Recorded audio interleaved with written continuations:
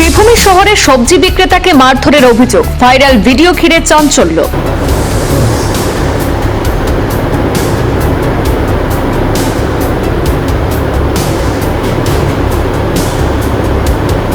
এক পুলিশ কর্মীর বিরুদ্ধে অসদাচরণের অভিযোগে প্রশ্নের মুখে আইন শৃঙ্খলা রক্ষার ভূমিকা। প্রকাশ্য বাজারের ঘটনাকে কেন্দ্র করে ক্ষোভ, নিরপেক্ষ তদন্তের দাবি। শহরে ব্যস্ততম সেটেলমেন্ট বাজারে ঘটে যাওয়া ঘটনার একটি ভিডিও ইতিমধ্যে সামাজিক মাধ্যমে ছড়িয়ে পড়েছে। শ্রীভূমি শহরে ব্যস্ততম সেটেলমেন্ট বাজারে এক সবজি বিক্রেতাকে মারধরের অভিযোগকে কেন্দ্র করে ব্যাপক চাঞ্চল্যের সৃষ্টি হয়েছে।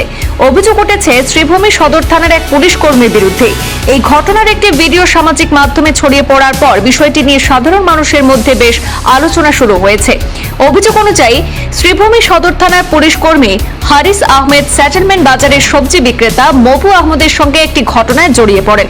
সামাজিক মাধ্যমে প্রচারিত সেই ভিডিও এবং সিসিটিভি ফুটেজে দেখা যায় সংশ্লিষ্ট ব্যক্তি ওই সময় ইউনিফর্মে ছিলেন না।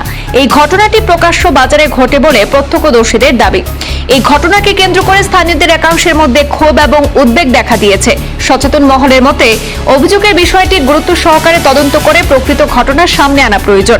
একই সঙ্গে কেউ দোষী প্রমাণিত হলে তার বিরুদ্ধেও আইনানুগ ব্যবস্থা গ্রহণের দাবি উঠেছে।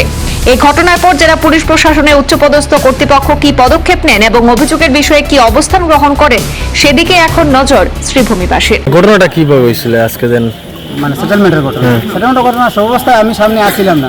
পরে যখন সিসিটিভি ফুটেজ দেখলাম, সিসিটিভি ফুটেজ দেখার পরে এই যেভাবে মানে এই মানুষটা মানে হারিসালি যেভাবে এই ছেলেটারে উঠাই আসামে ফেলাইছে, সিসিটিভি ফুটেজ অনুযায়ী হই আর কি।